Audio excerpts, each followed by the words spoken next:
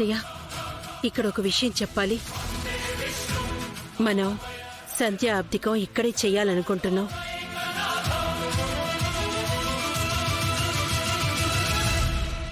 అలా ఎలా చేస్తారు వదినా మీరు?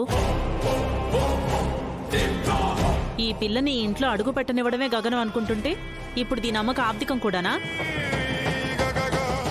అదేంటి అలా అంటావు? జానకమ్మ వల్ల ఆజ్య మన కోడలైతేను. అయితే దీనివల్ల ఎన్ని గొడవలయ్యాయి, ఆ విషయం మర్చిపోయారా?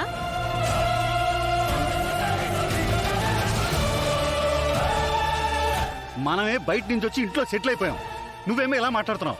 ప్రతిసారి ఆబ్దికం వచ్చినప్పుడే పెద్ద గొడవ అవుతుంది. ఇప్పటికే మనశ్శాంతి పోయింది. మేమందరం బాగానే ఉన్నాం కదా, నీకేంటే సమస్య? నీకేం మారం వచ్చిందే? అలా అనట్లేదు. గుడి గొడవలు, ఆస్తుల గొడవలు, రామలక్ష్మి వాళ్ళ అత్తగారి వాటా ఇవన్నీ ఉన్నప్పుడు మళ్ళీ ఆబ్దికం పెట్టి ఇంకో సమస్య తెచ్చుకుంటారేమో అనిపిస్తుంది.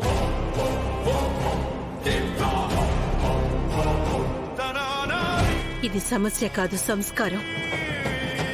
నా చెల్లికి పుట్టిన గడ్డ మీద ఈ కార్యక్రమం జరగాలి.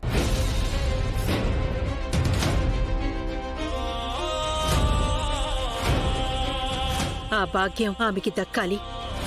నా చెల్లి ఇక్కడే పుట్టింది, ఇక్కడే పెరిగింది. కానీ అస్థికల రూపంలో గోదావరిలో కలిసిపోయింది.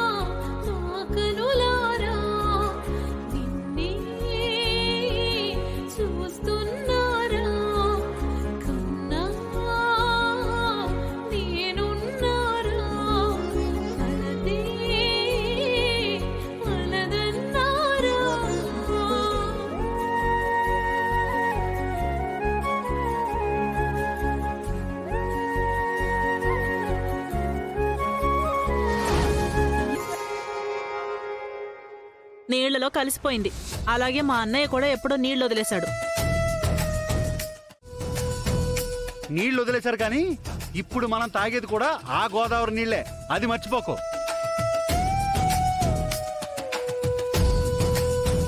అందుకేనేమో సంధ్యక్క ఆత్మ ఘోషిస్తుందేమో. గోదావరి నీళ్లన్నీ ఉప్పగా ఉన్నాయి. నీ కెటకారాలు బాగా ఎక్కువయ్యాయి పార్వతి. ఏదేమైనా ఇక్కడ ఆబ్దికం చేయడం కుదరదు.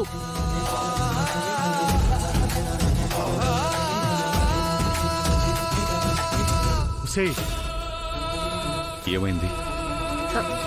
మీరు స్నానం చేసేయండి, నీళ్లు పెడతాను. ఆగక్క,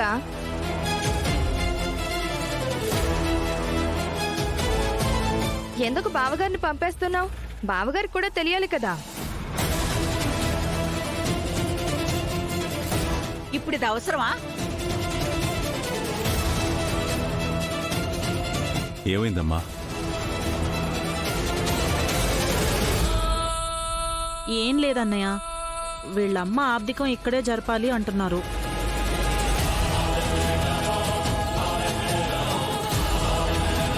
ఫోటో పెట్టుకోవడం వరకు సరే, అందుకని అన్ని కార్యక్రమాలు చేస్తావా ఏంటి?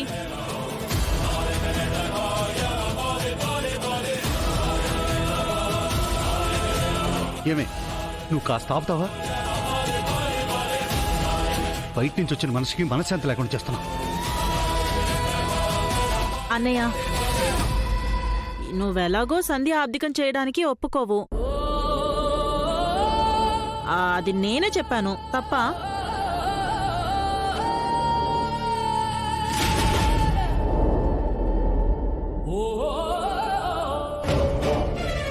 సంధ్య ఆబ్దికం ఎప్పుడు జరపాలనుకుంటున్నారు?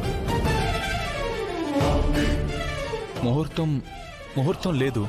తిథి ప్రకారం ఎల్లుండుంది మామయ్య. ఆద్య ఇంటికొచ్చిన తర్వాత తన ముక్కుసూటితనం, తన మాట మీద పట్టు, నమ్మకం చూసిన తర్వాత నేను పొరపాటు పడ్డానని అర్థమైంది. కాలంతో పాటు మనుషులు మారాలి, సంస్కృతి వదలకూడదు. సాదాసీదా ఆలోచనలు పక్కన పెట్టి కొత్తదనాన్ని అంగీకరించాలి. మనకి తెలియని విషయాలు చిన్నవాళ్లు చెప్పినా పెద్దవాళ్లు చెప్పినా నిజమైతే ఒప్పుకోవాలి.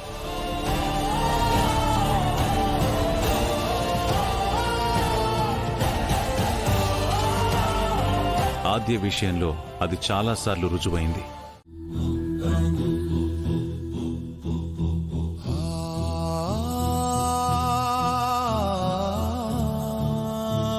ఆ ఏర్పాట్లు చూడండి.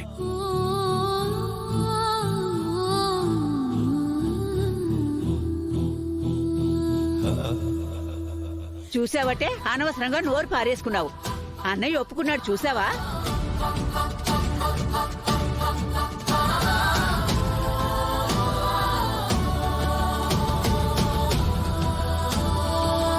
తప్పుకో. ఏమే ఎప్పుడు కుళ్ళు బుద్ధేనంటే మారవే, జీవితంలో ఒక్కసారేనా? ఛీ!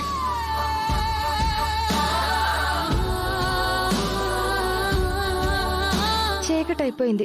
లేకపోతే ఈ పాటికి వెళ్ళి ఈ విషయం అనగాదేవి చెవిలో ఊదేద్దును. సర్లే, తెల్లారకపోదా వెంటనే వెళ్ళి ముఖ్యాంశాలు చెప్పకపోతానా? వెళ్దామా మనం కూడా? పద.